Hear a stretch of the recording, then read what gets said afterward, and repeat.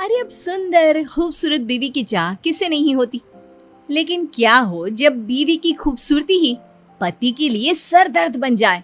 देखिए जरा। चलो ना कहीं घूमने चलते हैं। हमारी शादी को इतने महीने हो गए हैं और हम दोनों कहीं घूमने नहीं गए। बाहर तक नहीं निकलने देते हो। चलो ना। अब आज नहीं, फिर कभी चलते हैं। आज ना मुझे बहुत काम है। वैसे तुम्हें कितनी बार बोला है घर से बाहर जाने का ना सोचा करो। तुम नहीं जानती दुनिया कैसी है। तुमसे जब भी कहीं घूमने जाने के लिए बोलती हूँ तुम यही बोलती हो। अरे तो फिर कब चलेंगे? और कैसी है दुनिया ये देखूंगी नहीं तो पता कैसे चलेगा। स्कूल से निकली ही थी कि पापा ने बालिग होते हुए भी शादी करवा दी। कहीं जाने को कहो तो कहते थे दूल्हे के साथ जाना, और अब दूल्हा भी ऐसा ही मिला है। पत्नी को रोता देख पति को दया आ जाती है। सच में आज बहुत थक गया हूँ। ऐसा करता है कल चले? ठीक है, लेकिन कल के बाद कोई बहाना नहीं, समझे ना। पति परेशान रहता है, सोचता है भला की खूबसूरत बीवी को अगर बाहर ले जाएगा और कहीं दुनिया की नजर लग गई तो, अरे कोई मेरी बीवी को बहला कर मुझसे दूर कर देगा तो क्या। अगले दिन दोनों पति पत्नी घूमने जाते हैं तो उन्हें कुछ आस पड़ोस की औरतें देखती है। अरे आज दीपक और उसकी लुगाई की सवारी कहाँ जा रही है? अरे आज तो गली में चांद निकल आया, वो भी दिन में। और कहाँ घूमने जा रहे हैं? शादी हुई इतने महीने हो गए तो सोचा आज एक साथ घूमने चले। क्यों, गलत है क्या उसमें?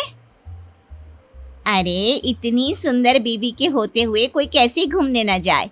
आखिर पूरे गांव को भी तो दिखाना है कि गांव की सबसे खूबसूरत बीवी मेरी है। क्यों दीपक, सही कहा ना? नहीं नहीं काकी, ऐसी कोई बात नहीं है। कौन अपनी बीवी की खूबसूरती की नुमाइश करता है? अरे तो क्या हुआ अगर वो सबको दिखाना चाहता है। वैसे भी हर आदमी की किस्मत थोड़ी ना होती है दीपक की किस्मत जैसी कि सबसे खूबसूरत लड़की उसकी बीवी बन जाए। काकी ऐसा ना बोलो, मैं जितनी खूबसूरत हूँ ना, मेरा दीपक उतना ही समझदार और सुलझा हुआ है। उसने मुझसे शादी मेरी खूबसूरती देखकर थोड़ी ना की थी, अपने लिए मेरा प्यार देखकर किया। क्यों दीपू, सच कहा ना मैंने? हाँ बिल्कुल सच मेरी बुलबुल। कुछ दिनों बाद पति अपने दफ्तर काम पर जाता है।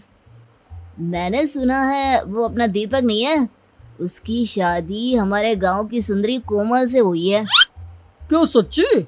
ऐसी बात है तो दीपक की तो लॉटरी लग गई। अरे क्या किस्मत है उस लड़के की, इतनी अच्छी नौकरी और घर में सुंदर सी छोकरी। अरे लड़के की तो लाइफ सेट है। किस्मत चमक गई है दीपक की शादी के बाद से।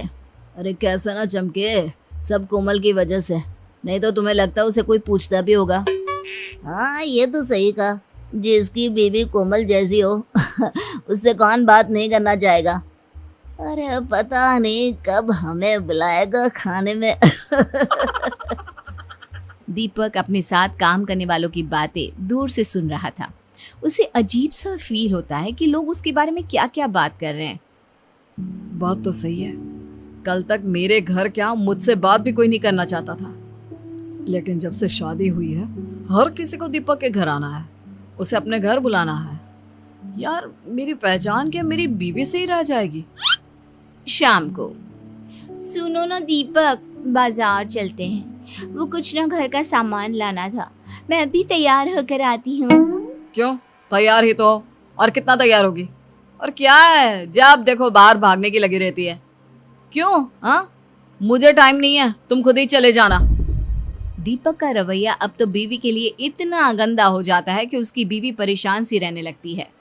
कुछ दिनों बाद, सुनो दीपक, मेरी माँ बहुत बीमार है।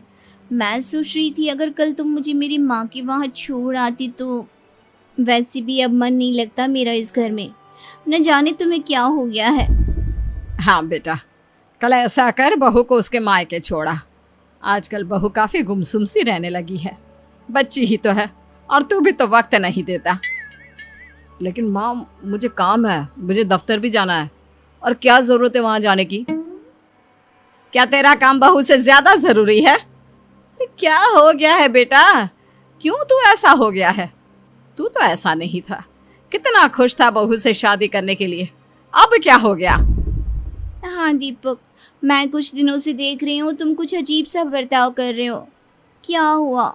मुझसे कोई गलती हुई है जिसका तुम्हें बुरा लगा है?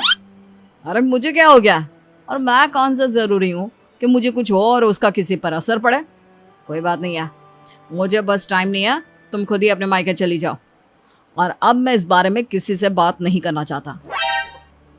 पता नहीं क्या हो गया है इस लड़के को, पहले तो ये ऐसा नहीं करता था। वही तो माँ जी, मुझे भी समझ में नहीं आ रहा कि ये ऐसे क्यों बात कर रहे हैं।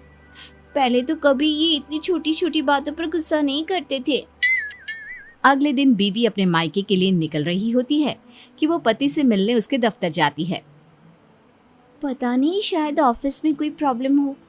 माँ से मिलने तो जा रही हूँ, लेकिन एक बार इन्हें बता देती हूँ। कल से तो बात भी नहीं की है इन्होंने। बीवी जैसे ही ऑफिस में जाती है सभी उसे देखने लगते हैं। तभी वो पति की कैबिन में जाती है, जहाँ अब तुझे क्या हो गया? तू अपनी बीवी से बात क्यों नहीं कर रहा? भला कोई अपनी इतनी सुंदर बीवी से नाराज रह सकता है क्या?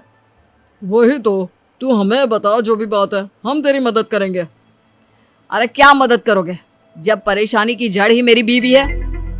ये सुनकर बीवी के पैर के नीचे से जमीन खिसक जाती है। लेकिन वो कैसे? तेरी बीवी तो सुंदर है और तुझसे बहुत प्यार भी करती है, तो परेशानी कैसी? उसकी खूबसूरती ही तो परेशानी है। मैं जब भी उसके साथ कहीं जाता हूँ ना, तो लोग मुझे ऐसे देखते हैं जैसे पता नहीं क्या देख लिया हो।